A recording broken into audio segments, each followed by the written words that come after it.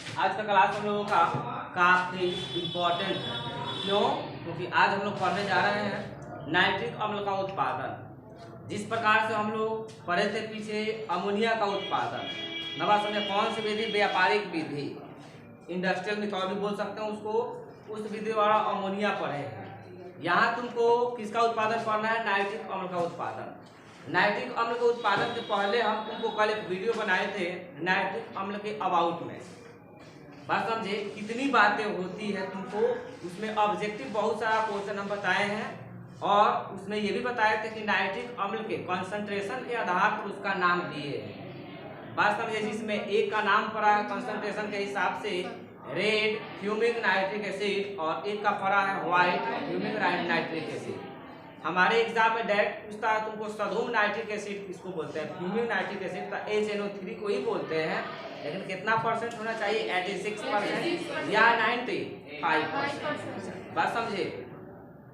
उसमें आज हम लोगों को पढ़ना है तुमको नाइट्रिक अम्ल के बारे में और कौन सा मेथड पढ़ना है? इंडस्ट्रियल मेथड पढ़ना है। मतलब क्या? व्यापारिक विधि में हम लोग अमोनिया का उत्पादन, दो तरीका है हमारे पास। व्यापारिक विधि से अमोनिया का उत्पादन कितना तरीका है करने का? दो तरीका है। एक जो है ओस्टवाल्ड प्रोसेस। ओस्टवाल्ड प्रोसेस जो है वैज्ञानिक है, ये इसका उत्पादन सबसे पहले बताए थे। प्रोसेस उन्हीं के नाम के समान में ये बोला जाता है। दूसरा जो है बर्कलैंड आइट विधि। बात समझे। और दोनों इंपॉर्टेंट है, लेकिन दोनों में से सबसे ज्यादा यूज होने वाला जो है वो है ओस्टवाल्ड विधि। तो पहले का शुरुआत करने से पहले 2 नंबर का तुमको क्वेश्चन आएगा कि आखिर अमोनिया का उत्पादन तुमको मैन्युफैक्चर जो है तुमको वो ओस्टवाल्ड प्रोसेस द्वारा क्यों, सॉरी अमोनिया नहीं नाइट्रिक एसिड का उत्पादन तुमको ओस्टवाल्ड प्रोसेस द्वारा क्यों किया जाता है? तो बस वही रीजन है तुमको इसमें अधिक से अधिक नाइट्रिक एसिड मिलते हैं, शुद्ध नाइट्रिक एसिड मिलेंगे, कम खर्च लगेगा, बोलो जी, समय कम लगेगा, सरल विधि होगा। ये सिंपल विधि द्वारा हम लोग बना लेंगे। बस यही ना 4 नियम हो सकता है। यही बातें लिख देंगे तो हो जाएगा तुमको ना। देखना इसमें सबसे पहले हम लोग को पढ़ना है तुमको मैन्युफैक्चर ऑफ नाइट्रिक एसिड। बता दो इसका मॉलिक्यूलर फार्मूला HNO। कौन सा किस विधि से हम लोग पढ़ने जा रहे हैं? Ostwald process.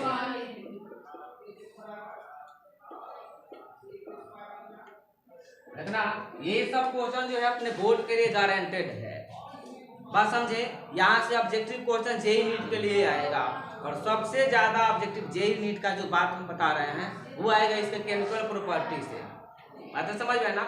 ओस्टवाल्ड प्रोसेस में तुमको नाइट्रिक एसिड बनाने में ये जो स्टेप जो होते हैं 3 स्टेप में ये पूरा होते हैं।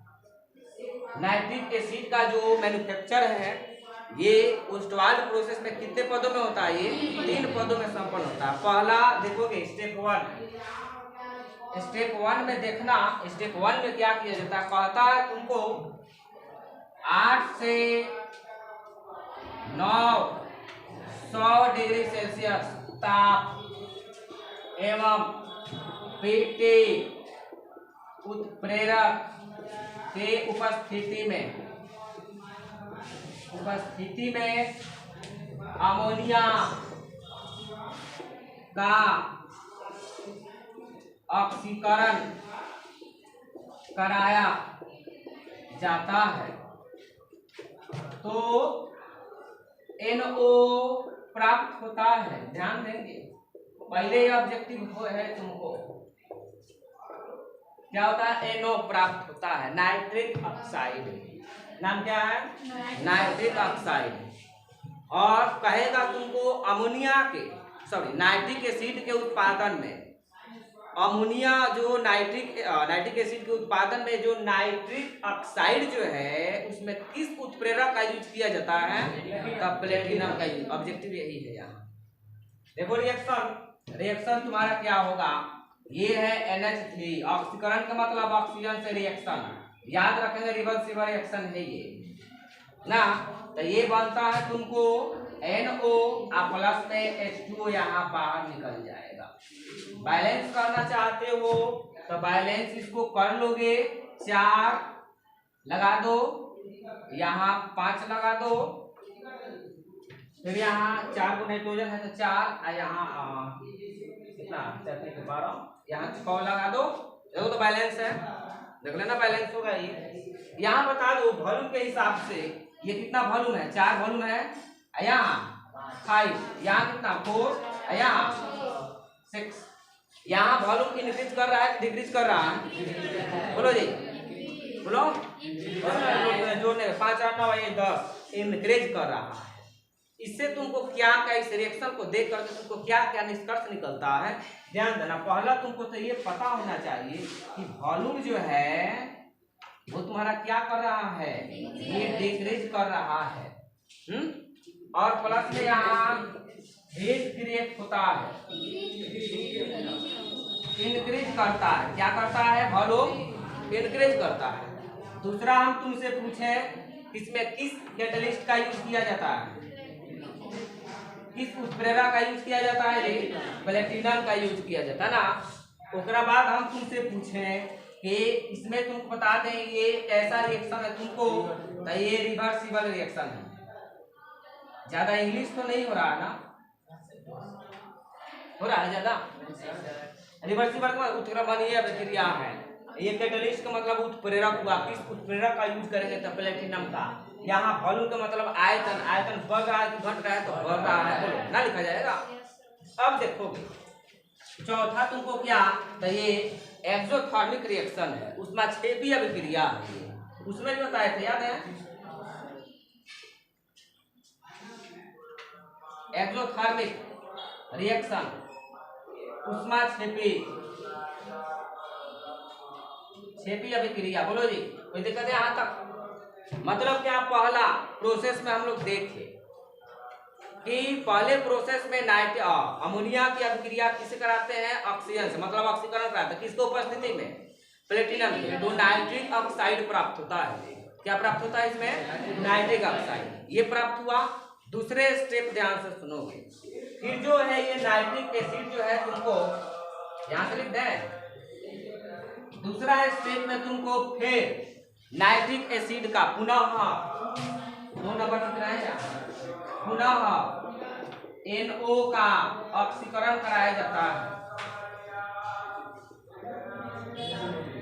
कराया जाता है तो NO2 प्राप्त होता है।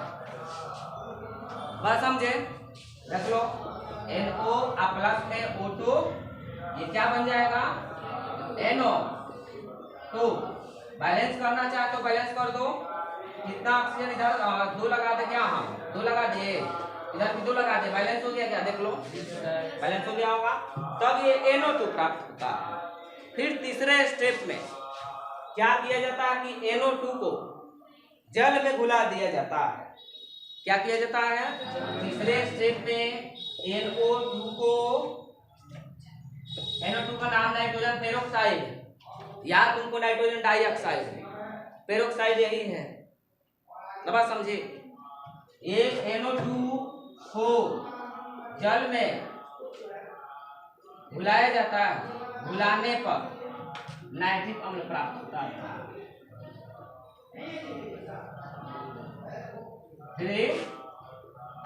प्राप्त होता है। देखो कितना सिंपल प्रोसेस है, तो तुमको इसीलिए इंडस्ट्री पूरा यही प्रोसेस अपनाती है। इसमें सब सस्ता चीज का यूज किए हैं, बोलो। और उत्प्रेरक का मतलब तो तुम समझते हो कि उत्प्रेरक जो है कैटलिस्ट जो है ये केमिकल रिएक्शन में पार्टिसिपेट नहीं करता है, केवल जाता है, बढ़ा देगा, घटा देगा, फिर बाहर निकल जाता है। तो इसका रिएक्शन देख लो, NO2 प्लस में H2O क्या बना देगा, ये HNO3 प्लस में, फिर यहाँ NO प्राप्त होता है, याद रखिए।